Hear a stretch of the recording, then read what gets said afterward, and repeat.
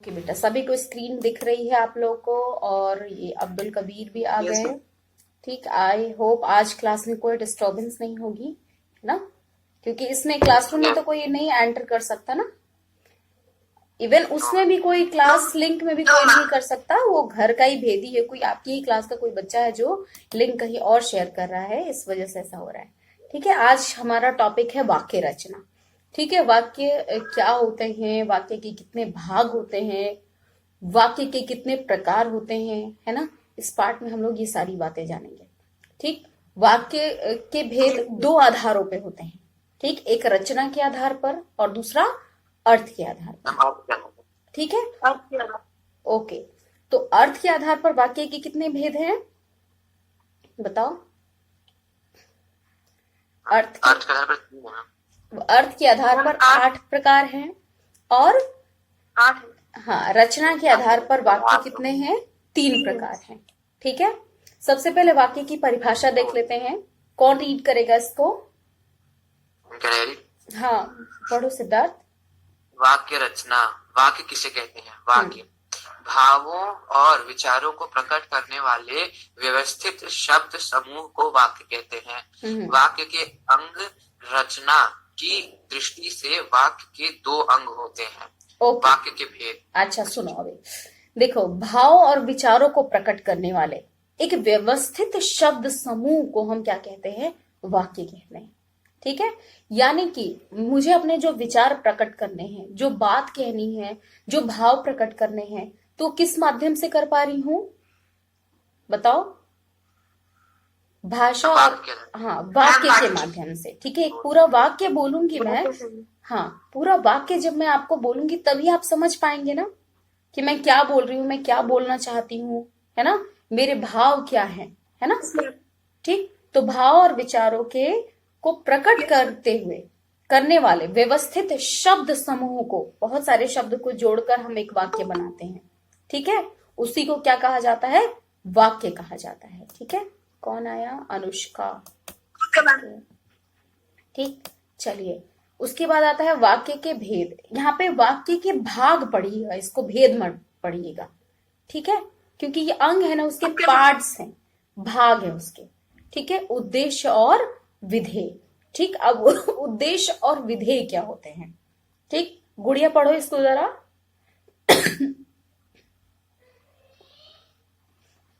Yes ma'am. उद्देश्य वाक्य में जिसके विषय में बनाया जाता है उसे उद्देश्य कहते हैं। वाक्य कर्ता और कर्ता का विस्तार उद्देश्य होते हैं, जैसे दादी जी पढ़ा रही हैं। हृदय रोग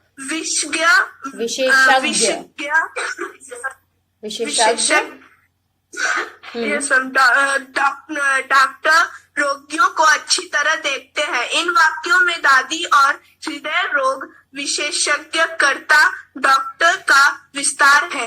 ओके, देखिए उद्देश्य क्या है, सबसे पहले एक सिंपल भाषा में समझेंगे तो कोई भी वाक्य है उसका कर्ता यानी सब्जेक्ट जो है वो क्या हो जाएगा? उद्देश्य हो जाएगा। ठीक, अब कई बार ये देखा जाता है कि सिर्फ हम उसी को उद्देश्य मान लें, लेकिन यहाँ पे क्या लिखा? एक चीज और लिखी, कर्ता का विस्तार। ठीक है, अब यहाँ पे डॉक्टर है लेकिन कैसा है? हृदय रोग विशेषज्ञ। ठीक है, तो कर्ता के विषय में ही बताया जा रहा है ना, कर्ता की ही खासियत है, तो वो कर्ता का विस्तार है, मतलब उसका विस्तृत एक परिचय इसमें दिया गया है। ठीक है, तो इस पूरे को ही क्या कहा जाएगा? उद्देश्य कहा जाएगा। कहने का भाव यही है कि उद्देश्य जो है वो किसको कहा जाता है? कर्ता को। किसी भी वाक्य के कर्ता या कर्ता के विस्तार को हम क्या कह देते हैं? उद्देश्य कह देते हैं। और उसके बारे में जितनी भी बातें कही जाए, जो भी बोला जाए, वो क्या हो जाएगा? हमारा विधेय हो जाएगा। क्लियर है? ठीक, विधेय वाक्य में उद्देश्य के विषय में जो कुछ भी बताया जाता है उसे हम क्या कहते हैं? विधेय कहते हैं। जैसे कुत्ता भौंक रहा है, तो कुत्ता क्या हो गया यहाँ पे? हाँ, अजीब सा लग रहा है। जिसके लिए बोला जा रहा है। हाँ, उद्देश्य हो गया। और भौंक रहा है क्या है? विधेय हो गया, उसके बारे में बताया जा रहा है। ठीक, माली चला गया, है ना, तो माली क्या हो जाएगा बताओ? उद्देश्य। और चला गया विधेय। मैम विधेय हो गया। ठीक है, ठीक है। देखो यहाँ पे कुछ एग्जाम्पल्स भी दिया हुआ है। निर्धन बालिका भूख से व्याकुल है।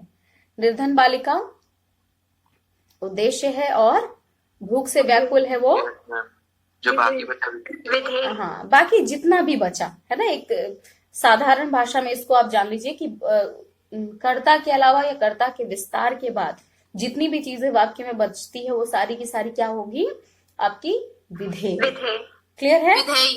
अब देखिए वाक्य के भेद, यहाँ पे दोनों चीजें आ गई। वाक्य के दो आधार हैं, भेद करने के दो आधार। ठीक, दोनों का हम परिचय करते हुए चलेंगे। ठीक है, देखते हैं आज हम लोग कितने का कर पाते हैं। ठीक, सबसे पहला है रचना के आधार पर। ठीक है, रचना के आधार पर हम लोगों ने पढ़ा कितने कितने हैं वाक्य, 3 प्रकार हैं। सरल वाक्य, दूसरा संयुक्त वाक्य, और तीसरा आपका मिश्रित वाक्य।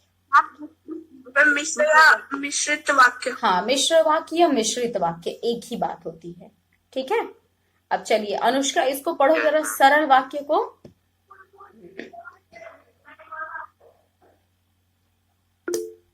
क्या वो अनुष्का है क्लास में?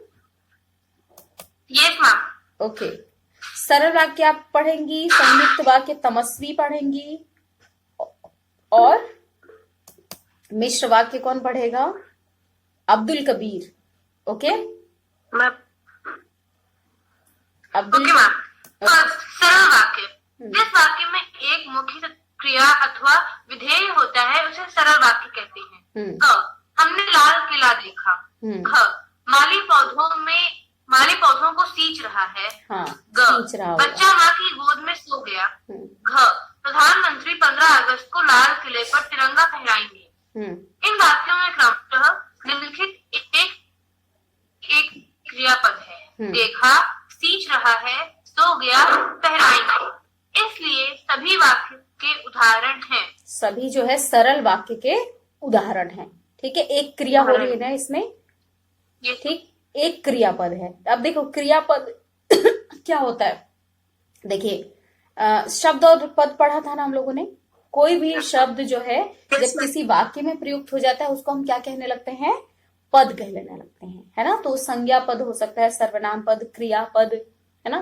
तो यहाँ पे क्रियापद है। ठीक है, मतलब क्रिया हम लोगों ने पढ़ा है किसी भी कार्य के करने या होने का बोध जिससे हो, जिस शब्द से पता चले उसको हम क्या कहते हैं? क्रिया कहते हैं। ठीक है, एक मिनट, कोई आया, मैं एडमिट करूं। Piyush Shukla, very late. चलिए, तो इसमें देखिए सब में एक एक ही क्रिया हो रही है। ठीक है, तो इसको हम क्या कहेंगे? सरल वाक्य। ठीक, क्या है?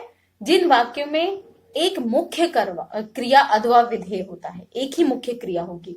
ठीक है, और विधेय हमने पढ़ा क्रिया ही यहाँ पे, यानी जितनी भी चीजें हो रही है, कर्ता के विषय में जितनी भी बातें बोली जा रही है या हो रही है, वो सब की सब क्या है? आपकी विधेय है। ठीक है, उसे सरल वाक्य कहते हैं। जैसे हमने लाल किला देखा। ठीक, माली पौधों को सींच रहा है, बच्चा माँ की गोद में सो गया, और प्रधानमंत्री 15 अगस्त को लाल किले पर तिरंगा फहराएंगे। ठीक है, इन सब में एक ही क्रिया हो रही है, एक ही मुख्य रूप से क्रिया है। ठीक है, इसीलिए हम इसको क्या कहेंगे? हाँ बोलो। हम बोल सकते हैं कि सरल वाक्य वो होते हैं जिसमें एक ही विधेय और एक ही उद्देश्य होता है, तो कह सकते हैं। हाँ, कह सकते हैं इसको, एक ही विधेय होगा और एक ही उद्देश्य होगा। जैसे अमित खाना खा रहा है, तो नाम उद्देश्य उसमें अमित हो जाएगा, विधेय खाना खा रहा है। बिल्कुल बिल्कुल सही। ठीक, चलो संयुक्त वाक्य तमस्वी। Yes ma'am. जिस वाक्य में 2 या 2 से अधिक उपवाक्य स्वतंत्र रूप से समुच्चय बोधक अव्यय या योजक के द्वारा जुड़े हों। ध्यान रहे कि संयुक्त वाक्य का प्रत्येक उपवाक्य स्वतंत्र होता है, जिसका अपना स्पष्ट अर्थ होता है और उसे समझने के लिए दूसरे उपवाक्य का सहारा नहीं लेना पड़ता। जैसे सज्जन सबका भला चाहते हैं, परंतु दुर्जन दूसरों को सदा दुख देते हैं। प्रस्तुत वाक्य में उपवाक्यों से जुड़ा है जो निम्न प्रकार है। क, सज्जन सबका भला चाहते हैं। ख, दुर्जन दूसरों को सदा दुख देते हैं। दोनों उपवाक्य स्वतंत्र रूप से पूर्ण अर्थ व्यक्त करते हैं, साथ ही दोनों उपवाक्य परंतु योजक से जुड़े हुए हैं। ठीक, समझ में आया इसमें? ठीक, जिस वाक्य में 2 या 2 से अधिक ठीक स्वतंत्र उपवाक्य जुड़े होंगे। देखिए, एक तो मुख्य वाक्य होगा, एक तो वाक्य होगा और उसके पीछे भी अन्य वाक्य जोड़े जाएंगे, उसको हम क्या कहते हैं? उपवाक्य कहते हैं।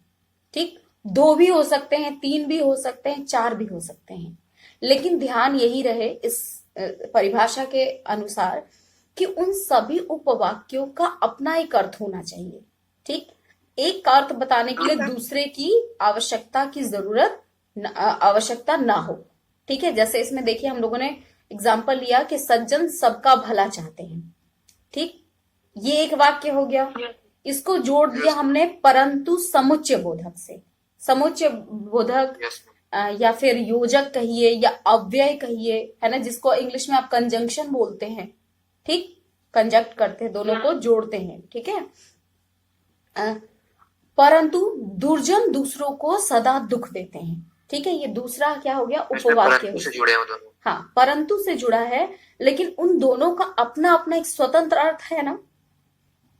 अगर एक वाक्य को हटा भी दिया जाए, कोई भी, चाहे वो पहला वाला वाक्य हो या दूसरा वाला वाक्य हो, तो क्या किसी पे असर पड़ेगा? कोई असर नहीं पड़ेगा, है ना। वो अपना अर्थ पूरी तरह से बताते रहेंगे। ठीक, सज्जन सबका भला चाहते हैं, अपने आप में कंप्लीट है। दुर्जन दूसरों को दुख देते हैं, ठीक, ये भी अपने आप में पूर्ण वाक्य है। समझ में आ गया ये? इसमें देखिए, इसको पहचानने का सबसे आसान तरीका है ये परंतु, इसलिए, और, तथा, एवं, इन सब से जुड़े होंगे। योजक चिन्ह कोई ना कोई जरूर उसमें होगा। ठीक है, क्लियर है बच्चे? आगे बढ़ सकते हैं? हाँ बोलो, कोई डाउट? आपने कहा कि हम इसमें दोनों जो वाक्य में पूर्ण रहेंगे, पर मैं जैसे किताब में एग्जाम्पल दी, जैसे मैं बेटा, उसमें 2 मैंने कहा था और आज नहीं आएगा, तो मैं दोनों पूर्ण नहीं है। पूर्ण होना चाहिए, किताब में गलत भी हो सकता है। ठीक है, अंधविश्वास ना रखिए, बस आप मानिए कि दोनों ही वाक्य का अपना एक स्वतंत्र अर्थ होगा। ठीक है, अगर ऐसा दिया है तो किताब में भी कभी कभी गलत हो सकता है। ठीक, ओके, आगे बढ़े। और आपकी आवाज भी थोड़ी कट रही थी अनुष्का। ठीक है, तो आप मेरे को ये टाइप करके भेज देना व्हाट्सएप पे, मैं देख लूंगी। ओके, या फोटो क्लिक करके भेज देना। ओके, 3rd मिश्र वाक्य अब्दुल कबीर को बोला था पढ़ने को। Yes ma'am. हाँ, पढ़ो बच्चे। मिश्र वाक्य ऐसा वाक्य जिसमें एक प्रधान उपवाक्य और दूसरा आश्रित उपवाक्य होता है मिश्र वाक्य कहलाता है। जैसे दादी जी ने बताया कि वे कंप्यूटर पर काम कर रही थी।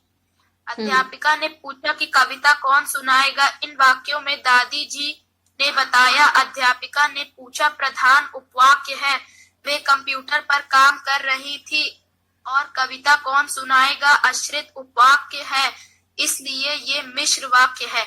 ठीक है, आश्रित उपवाक्य यानी उस पर आश्रय लिया हुआ, है ना। जैसे आप लोग अपने माता पिता पर आश्रित है ना, है कि नहीं, तो आप उनको मुख्य वाक्य कह सकते हैं और आप आश्रित उपवाक्य हैं। ठीक है, मिश्र वाक्य को समझने के लिए देखिए, ऐसा वाक्य जिसमें एक प्रधान उपवाक्य होता है। ठीक है, प्रधान उपवाक्य होगा और दूसरा उस पर आश्रित उपवाक्य होगा। ठीक, और आश्रित की परिभाषा या आश्रित का अर्थ तब तक नहीं निकल सकता जब तक कि वो मुख्य वाक्य से, उपवाक्य से ना जुड़ा हो। ठीक है, जैसे आपकी पहचान अभी किससे है? आपके माता पिता से है ना, है कि नहीं। आपको समाज में क्या बोलते हैं? फलाने की बेटी, फलाने का बेटा, यही बोला जाता है ना। आपकी पहचान है ना। बाद में जब आप अपनी जिंदगी में बहुत बड़ा नाम करोगे ही पक्का है ना, उस टाइम पे आपका क्या होगा? आपकी अपनी पहचान बनेगी।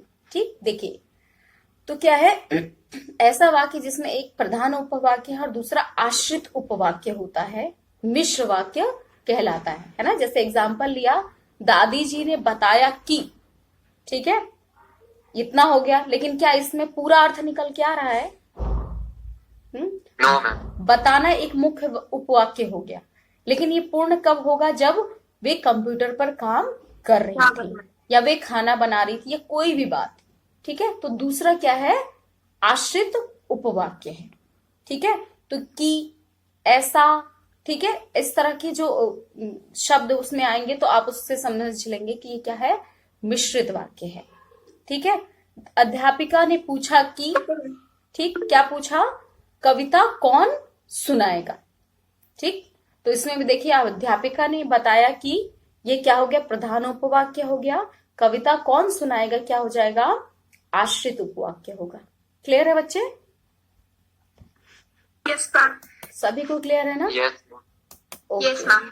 चलिए आगे है हमारा अर्थ के आधार पर वाक्य। कर सकते हैं आज? यस मैम, हो जाएगा ना? हाँ, जितना होता है करते हैं, फिर आगे फिर और पढ़ा जाएगा, है ना?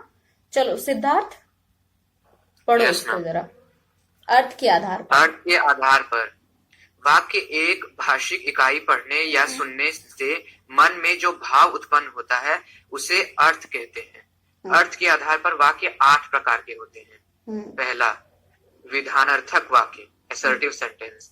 जिस वाक्य से कार्य के करने या होने का बोध होता है उसे विधानार्थक या विधानवाचक वाक्य कहते हैं। जैसे क, सूर्य पूर्व में उदय होता है। ख, कल जोर की वर्षा हुई। ओके, रुक जाओ बेटा। इसमें देखिए अर्थ के आधार पर यहाँ पे देखिए, हम जैसा भी जो भी चीजें बोलते हैं उसका अर्थ अलग अलग होता है ना, हर वाक्य का अर्थ अलग होता है।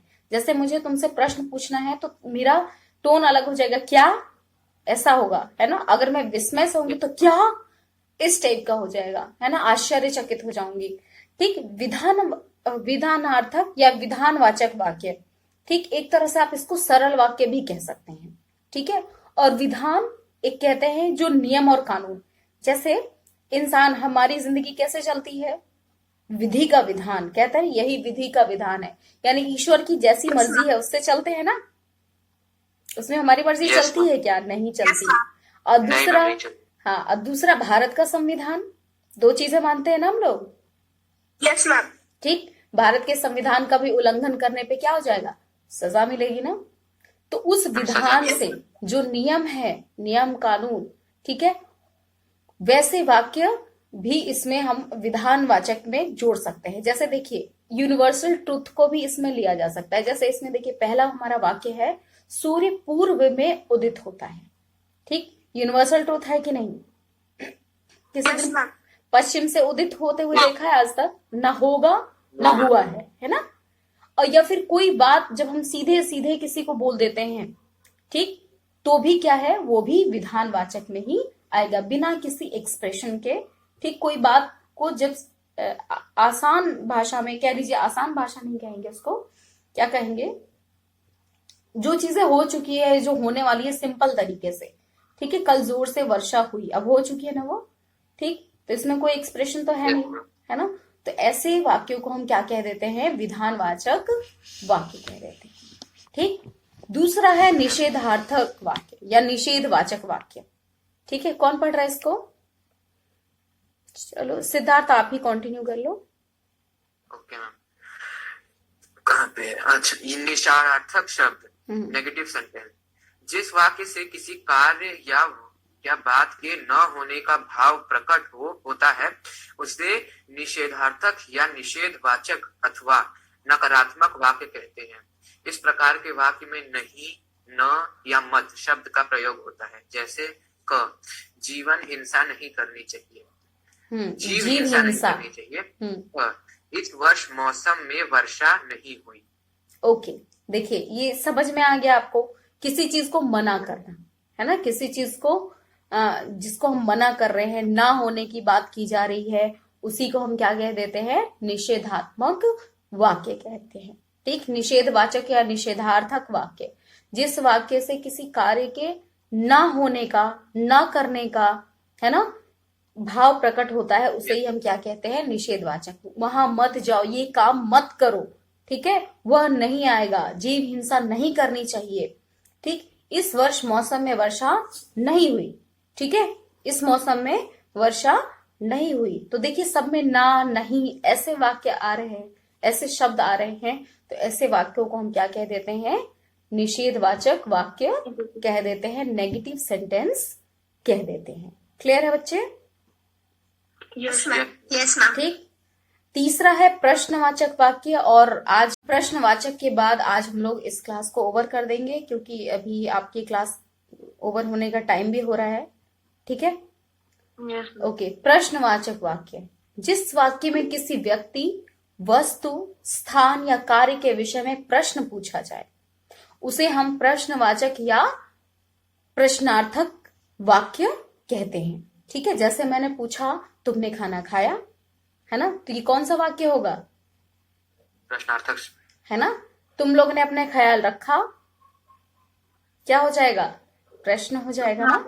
ठीक है, प्रश्नार्थक। हाँ, मेरी बातों से आपको क्या पता चल रहा है कि मैं आपसे प्रश्न पूछ रही हूँ, इसी को क्या कहा जाएगा? प्रश्नार्थक या प्रश्नवाचक वाक्य कहा जाएगा। क्लियर है बच्चे? अब बताइए, जितना इसमें हम लोगों ने रचना के आधार पर 3 वाक्य पढ़े, सरल वाक्य, मिश्र वाक्य और संयुक्त वाक्य। क्लियर है? उसके अलावा अर्थ के आधार पर हमें 8 प्रकार पढ़ने हैं, जिसमें से 3 प्रकार हमने पढ़ लिया अभी। ठीक है, 3 प्रकार पढ़ लिया है। Yes ma'am. तो अभी आगे की जो भी चीजें रह गई हमारी 5 प्रकार, और उसको हम अगली क्लास में पढ़ेंगे। ठीक है, इसमें कोई डाउट है तो प्रश्न ले सकते हैं, अभी पूछ सकते हैं आप लोग। कोई डाउट नहीं है? ओके, तो अपना ख्याल रखिए, स्वस्थ रहिए, मस्त रहिए और व्यस्त रहिए। ठीक है, चलिए, God bless you. You can leave this meeting. Thank you so much बच्चे। Thank you ma'am. Thank you ma'am.